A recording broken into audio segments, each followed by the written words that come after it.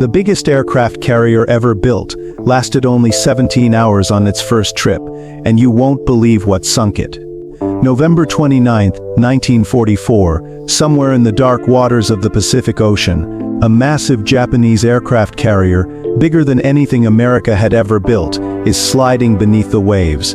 Over 1,400 men are dying, and the weapon that destroyed this floating fortress was a single American submarine. This is the incredible true story of the Shinano, Japan's secret superweapon that was supposed to win the war, but instead became the largest warship ever sunk by a submarine. The crazy part, it happened on the ship's very first voyage. Stay with me because this story has more twists than a Hollywood movie, and I'll reveal the fatal mistake that doomed this giant from the start. By late 1944, Japan was losing the war badly. American bombers were destroying Japanese cities one by one. General MacArthur was crushing Japanese forces in the Philippines, and worst of all, American submarines were hunting down Japanese ships like wolves in a pack. The Imperial Navy had lost so many vessels that their merchant fleet was practically non-existent. Japan needed a miracle weapon, something so powerful it could change everything and turn the tide of this devastating war. Their answer was the Shinano, and this wasn't just any aircraft carrier. This was a monster that weighed in at 72,000 tons, making it the heaviest aircraft carrier ever built. To put that in perspective, it was bigger than America's largest carriers at the time. But here's where it gets really interesting. The Shinano wasn't originally supposed to be a carrier at all. The Shinano started life as something even more terrifying, a battleship. She was going to be the third sister to Japan's legendary super battleships, the Yamato and Musashi.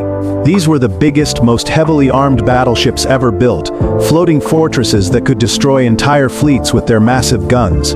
But then came the Battle of Midway in June 1942, and Japan lost 4 aircraft carriers in a single day. 4 carriers. The Japanese Navy suddenly realized something crucial that would change naval warfare forever. Carriers were more important than battleships in modern combat. Aircraft could strike targets hundreds of miles away, while battleships had to get close to fight. So the Japanese made a bold decision that would reshape their entire naval strategy. They would convert the half-built Shinano into the world's largest aircraft carrier. The specifications were absolutely incredible and would make any naval commander's jaw drop.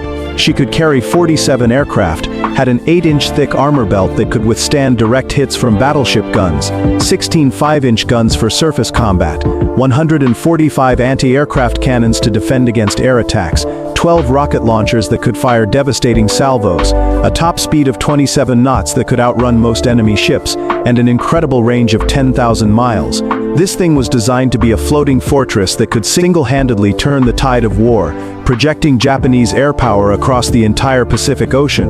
But Japan had a serious problem that would doom this project from the start. They were running out of time. The Shinano's construction was shrouded in absolute secrecy that bordered on paranoia. They built her inside a massive concrete building at Yokosuka Naval Shipyard near Tokyo, hiding her from American reconnaissance aircraft that regularly flew over Japan. Workers lived on site like prisoners, working brutal 16-hour shifts 7 days a week without any breaks. The dreaded secret police, the Kempeitai, patrolled the area with orders to arrest or even execute anyone who revealed the ship's existence. Photography was completely forbidden under penalty of death. The Shinano is actually the only major warship built in the 20th century that was never officially photographed during construction. But here's where everything went wrong in the most spectacular way possible. As Japan's military situation got worse and worse, the naval commanders demanded the shipyard finish the carrier 4 months ahead of schedule. 4 months early, this impossible deadline would prove to be a fatal mistake that sealed the ship's doom. On October 5, 1944, disaster struck during the ship's launch in the most dramatic way imaginable.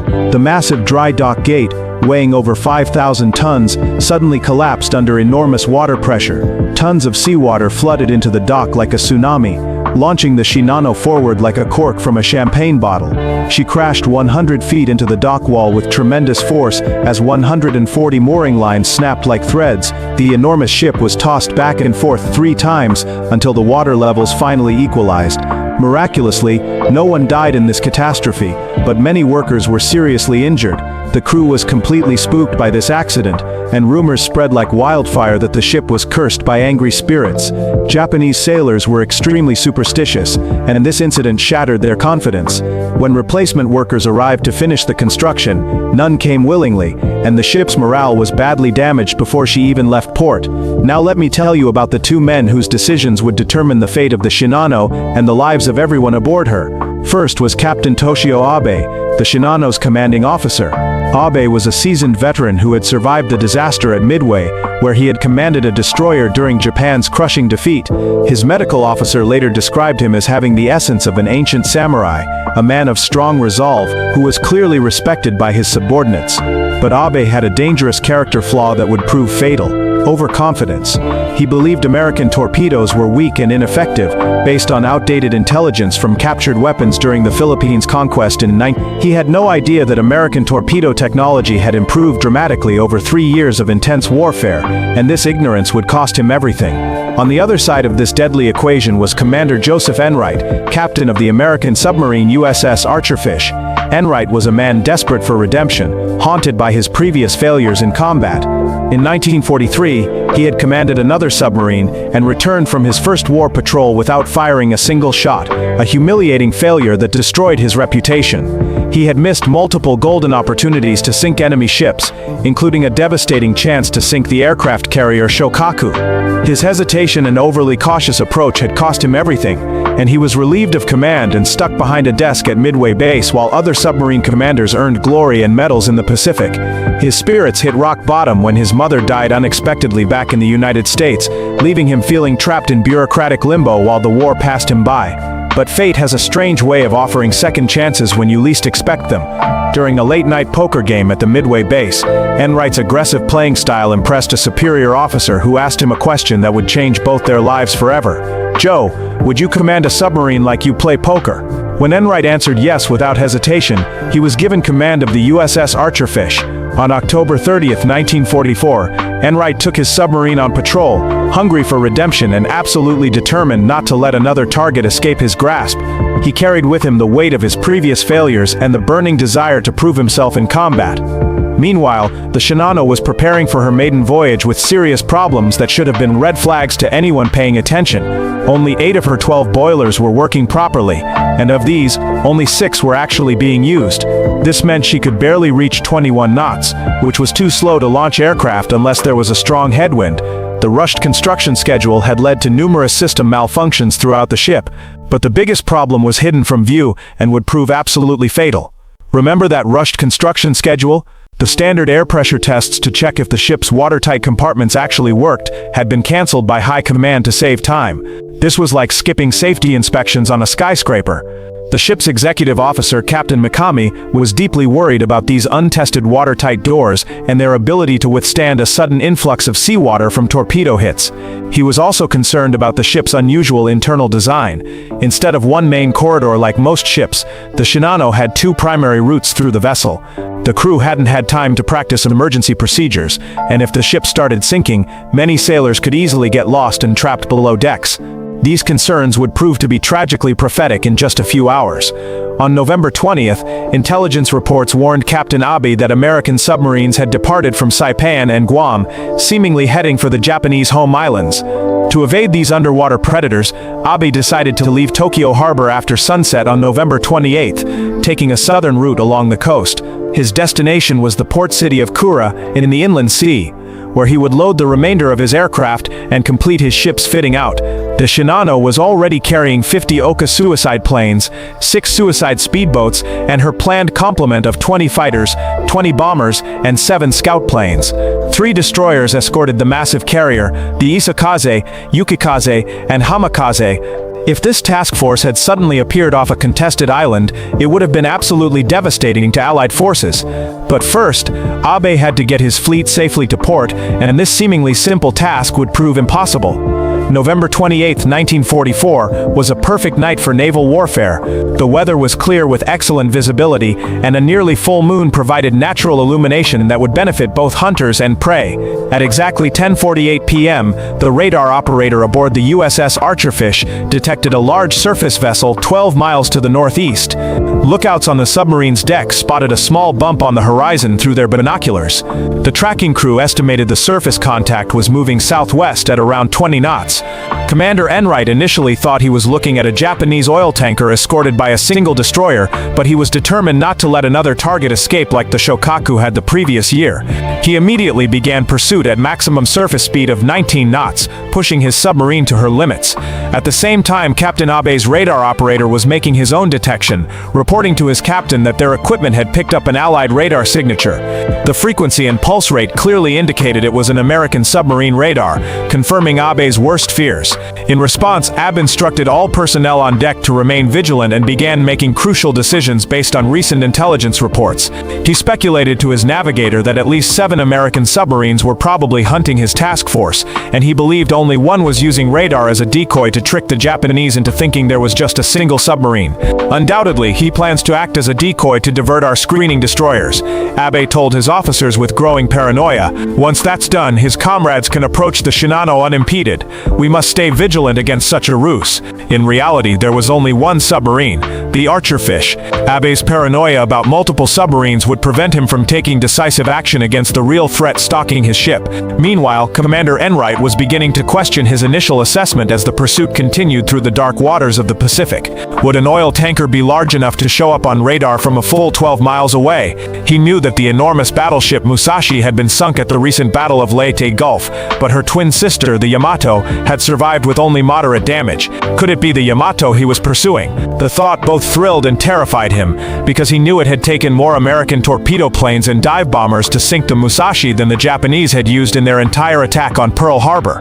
But Enright was also aware of the major enemy shipyard at Yokosuka on Tokyo Bay. Could this be an entirely new vessel, something the Americans had never seen before?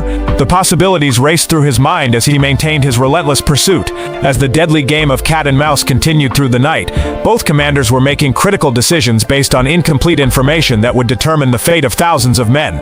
Just before 10 p.m., a sharp-eyed lookout on the Shinano's deck suddenly yelled at the top of his lungs, "Periscope, starboard bow." But when the ensign overseeing the lookout section looked through his binoculars and saw nothing but empty ocean, he dismissed the report as nothing more than 2 waves colliding. This near miss would prove to be absolutely fatal, as the American submarine continued its pursuit completely undetected.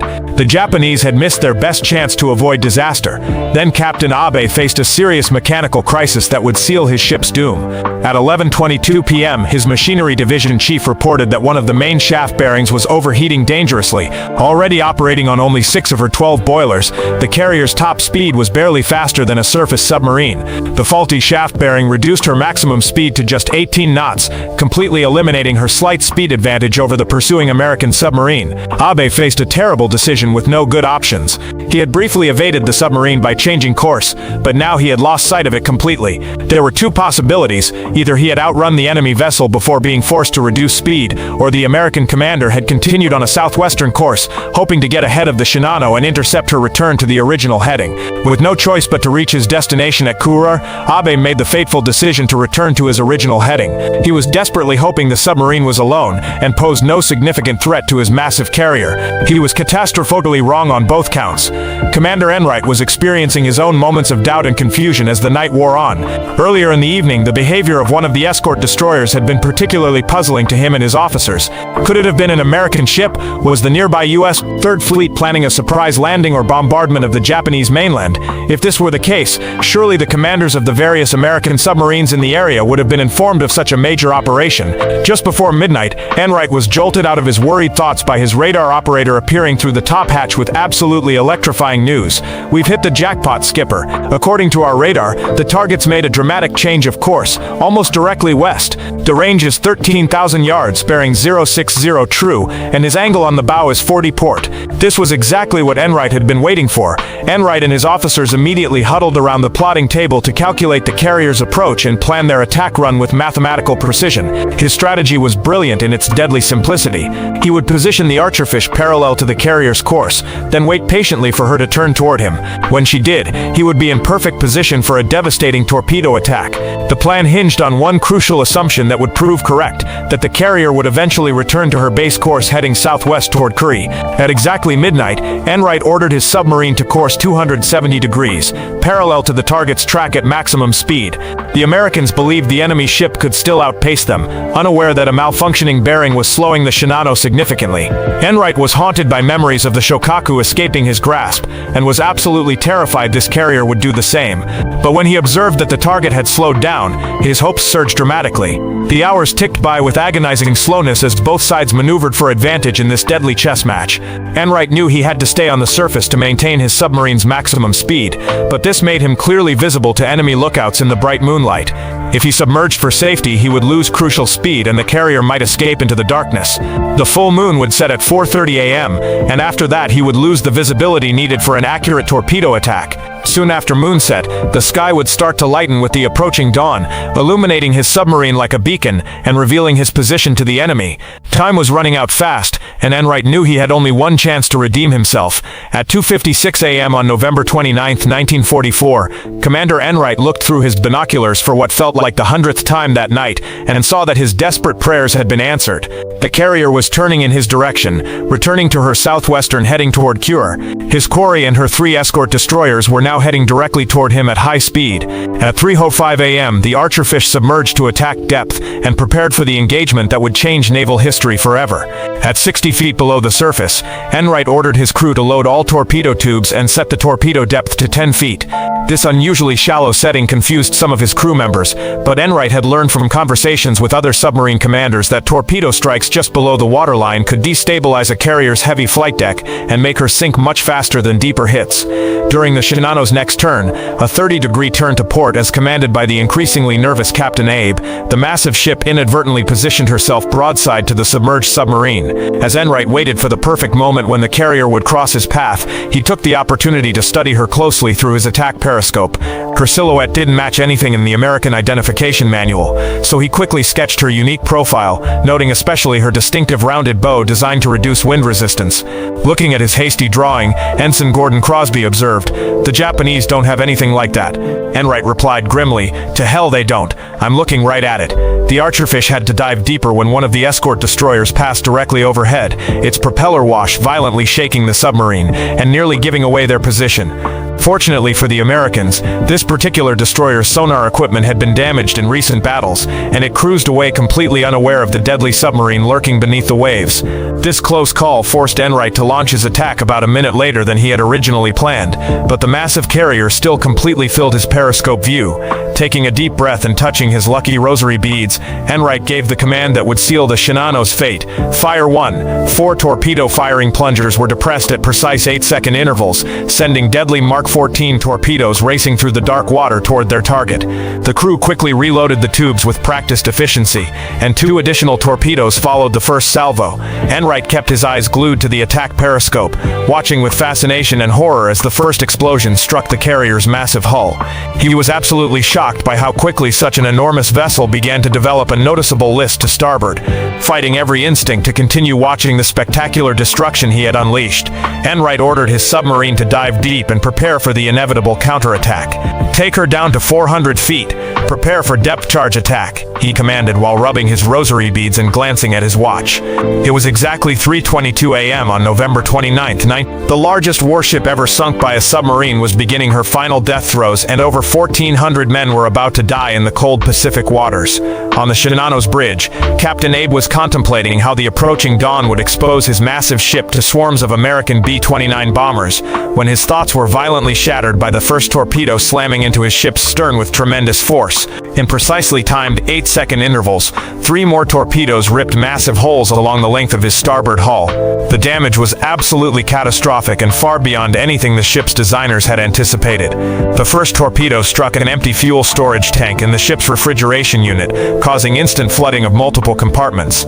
The second torpedo devastated the starboard outboard engine room, which flooded immediately and completely. The third torpedo tore into the number 3 fire room, instantly killing all the men on duty there and flooding both the number 1 and number 7 fire rooms.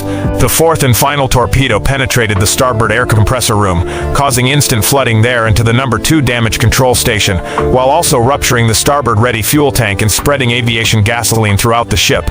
Despite his extensive experience with torpedo attacks from his survival of the disaster, disaster at Midway, Captain Abe maintained his composure and stubbornly believed that American torpedoes were simply not powerful enough to sink his massive vessel. "We're under torpedo attack, gentlemen," he declared with remarkable calm and steady assurance. "Battle stations, everyone. I need damage control status reports immediately. Check for casualties throughout the ship. Let's get moving and save our ship."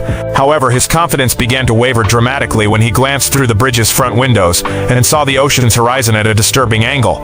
The Shinano was already developing a serious list to starboard, and the situation was deteriorating rapidly.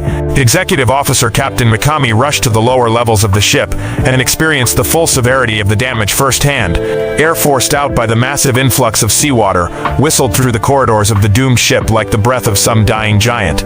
Maintaining his balance became increasingly difficult as the list increased to 13 degrees and continued to worsen.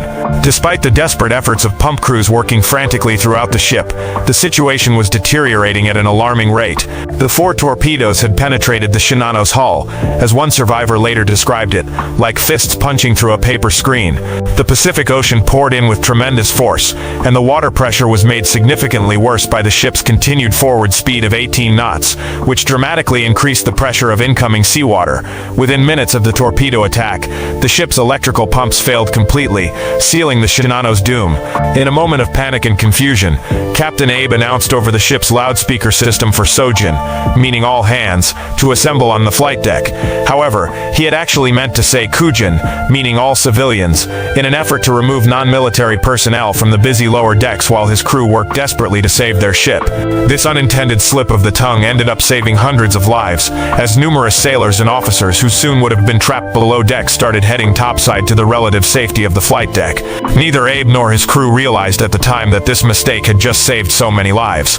The final confirmation of this incredible victory came from an intercepted Japanese radio transmission dated November 29th that simply stated, "Shinano sunk." After the war ended, extensive interviews with surviving Japanese naval personnel conducted by the United States Technical Mission to Japan provided additional crucial details and officially upgraded the tonnage of the Archerfish's amazing conquest to 70,755 tons. In recognition of his extraordinary achievement, Commander Enright was awarded the prestigious Navy Cross, America's second highest decoration for valor in combat, and his submarine received a Presidential Unit Citation for her crew's outstanding performance. The USS Archerfish had earned her permanent place in naval history as the submarine that sank the largest warship ever destroyed by underwater attack, a record that stands to this day.